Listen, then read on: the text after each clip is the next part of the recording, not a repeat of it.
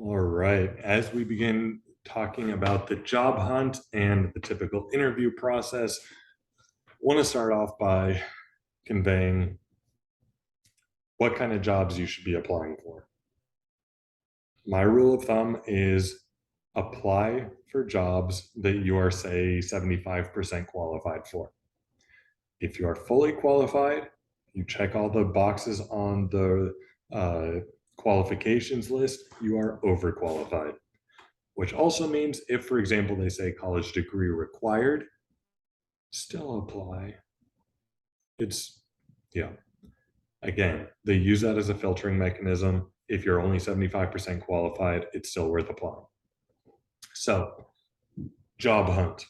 In the instance that you have a people in your network that work in the software space, connect with them, pick their brain, try to get a feel for if they like the company that they work with, if that company is hiring. It's not a bad place to start. There are also job aggregator sites in which think ZipRecruiter, think monster.com, etc., where basically any company can post any job anytime and it goes to those places. Now, those are not bad places to start. You'll hear me say multiple times, do not apply through those job aggregators because you will be at the bottom of the list, the bottom of the stack of resumes as the recruiters are looking at potential candidates. So, job aggregators are good for finding jobs and potential companies to work for. But what you'll do is you'll find the job on the aggregator site, you'll research it, at least briefly, and then you will apply directly through the website. Okay.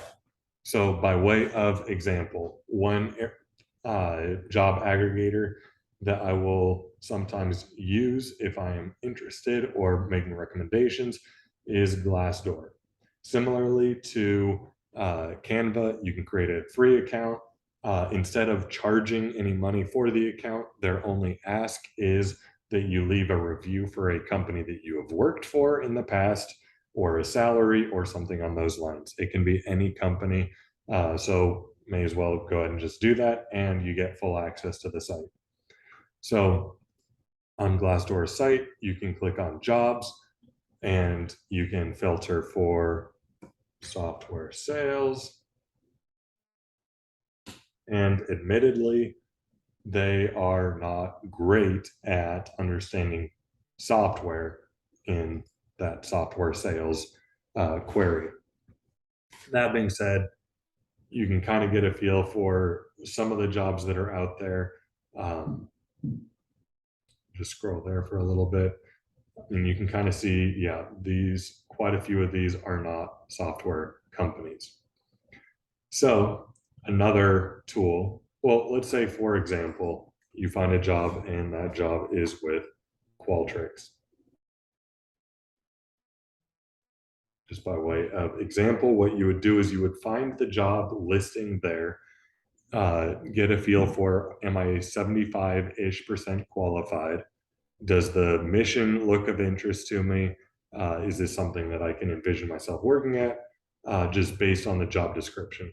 Then you will go to the company profile on Glassdoor, get a feel for the size. Is that aligned with, as we talked about, the two different ends of the spectrum? Does that align with where you kind of want to be? And you can also get a feel for what is it that that company actually does. Additionally, you can see company reviews. So I typically would only be interested in working for a company that was at least close to, if not above, a 4 out of 5 star. That's just me. Why go lower if you don't have to? But on Glassdoor, you can see an overview of what people tend to like and dislike about the given company. And this is just a summary. You can get more into, for example, the reviews on the reviews tab. in which you can also filter by a variety of different filters. So my recommendation would be, as you go through these, get a feel for, and with this dropdown, you can also see not only the aggregate score, but also in what areas. So as an example, if you aren't more left-leaning politically, maybe you're not as worried about diversity and inclusion. Maybe you are more interested in what other employees are saying about career opportunities, as an example. So weigh them all based on your own personal values, but overall, it does seem very helpful to be able to get a feel for what are employees saying about working there, so you can make a decision for yourself. You can also see jobs that are being posted by that given company, as well as if you go to salaries, you can actually see in a general sense what are, in this case, the sales reps earning at Qualtrics. One thing that you will learn very quickly is, well, let's start by talking about compensation.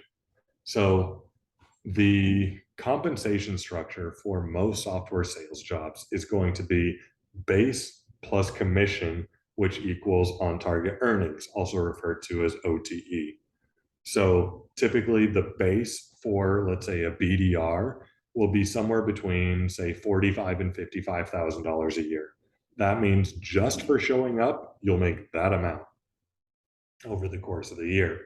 Then there will be commission, also known as variable compensation, which means based on your ability to perform against your metrics, that's how much you can earn.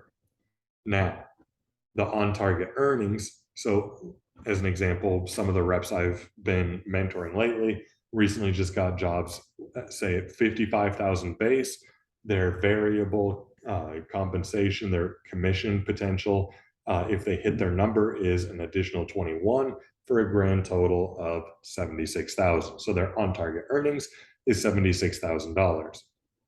However, just because a company advertises that an on-target earning is X amount of dollars does not mean that that's how much most reps there make. And so again, we're getting into additional questions that we'll be covering under the interviewing section, but that's one thing to consider. And one reason that this and the next site that I'll pull up are so critical to look at. So by looking here, you can see the typical account executive is on average making, say, $72,000 for a base salary and approximately, say, $40,000 in commission.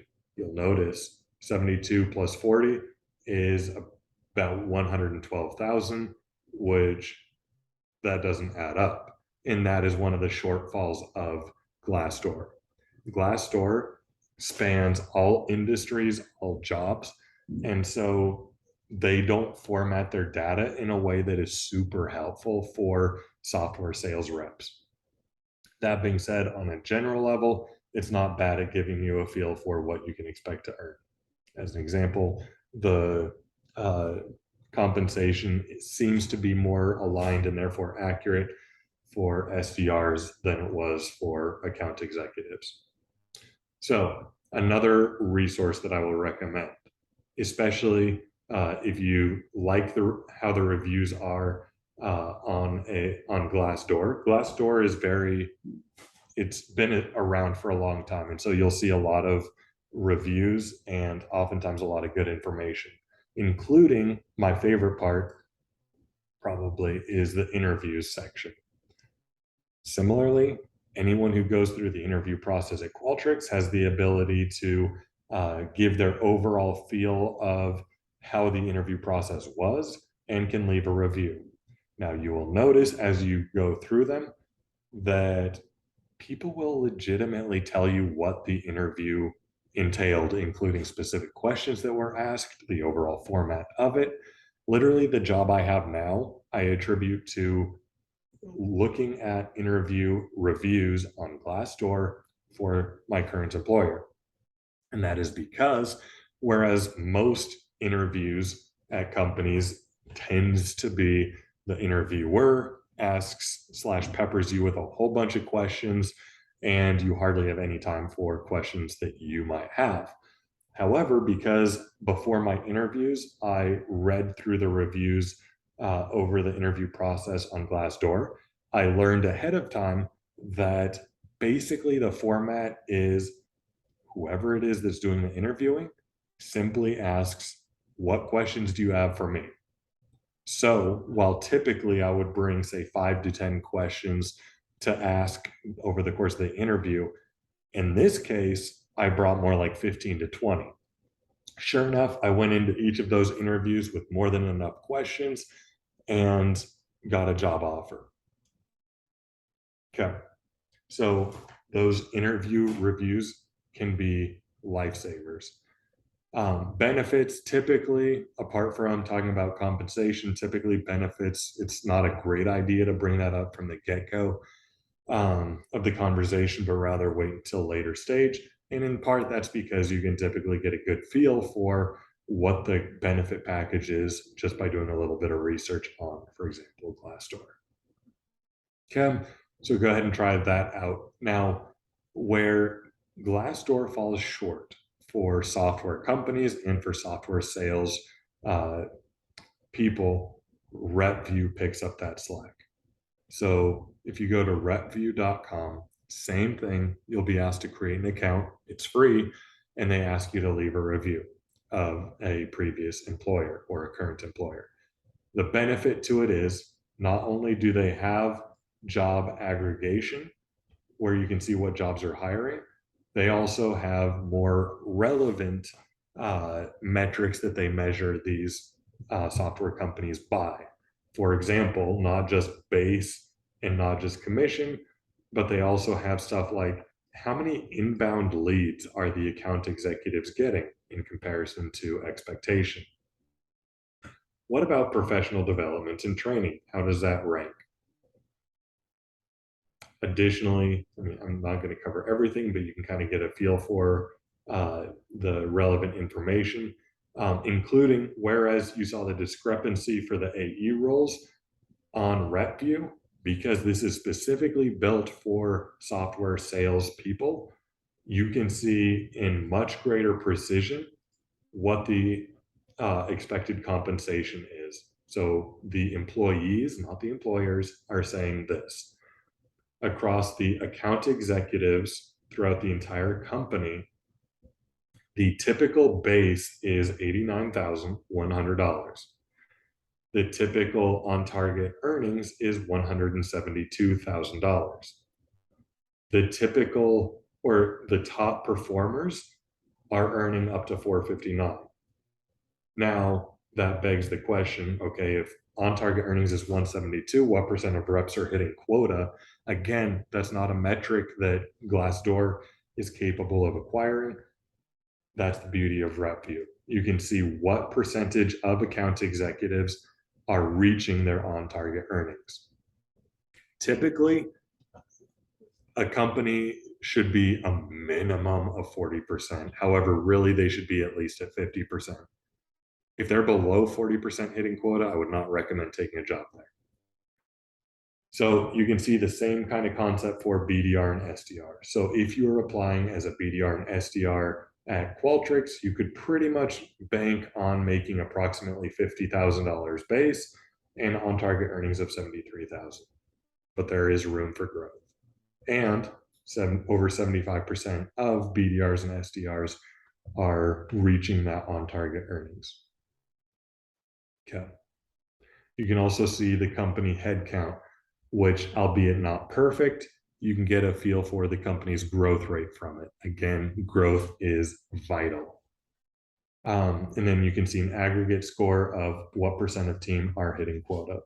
So as you can see, RepView is going to be much more geared towards software sales. That being said, it is a much less mature platform, which means it won't have nearly as many reviews for example, the interviews, the benefits, and because they only post information about a given company once they reach a certain amount of reviews so as to maintain confidentiality. Because bigger companies have more employees, there are more reviews from big companies, and therefore RepView tends to have a pretty strong bias around having big companies on here, but not having smaller companies, just because they're not getting that many reviews from small companies because they don't have all that many people. So that's part of why I do not recommend RepView as the only job aggregator site. However, you can see a significant amount of very important information here, including you can see, well, theoretically, you can see benefits, but you can also see tech stack, including this will make more sense as you get deeper into the software sales world. But as you're potentially looking to promote into an account executive, this may be of interest to you, the tech stack. Okay. Hopefully this is remarkably helpful and maybe even a little bit fun, being able to see what different people are making and even potentially what you could be making as you move forward. And that's the fun thing about this, honestly, is once you kind of get your foot in the door, you begin building momentum, and there's really not a limit to how much you can be earning. So I'm super excited for you. As you begin, as I mentioned, find the jobs, find the companies that you want to work for. Then what you're going to do is go to the company website. So in this case, Qualtrics, like Google Qualtrics careers, go to that website, find the job, apply directly on their website. And then, quick tip, you're going to immediately go to that company's LinkedIn page.